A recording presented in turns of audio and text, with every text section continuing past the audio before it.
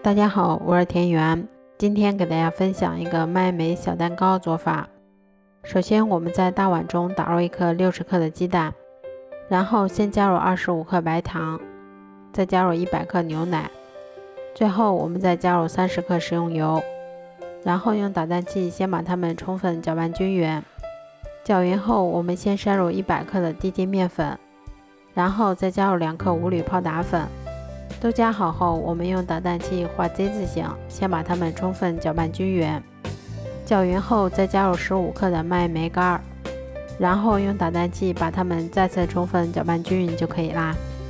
面糊调好后，先把它倒入干净的裱花袋里面，然后再把它们依次挤入到蛋糕模具里面。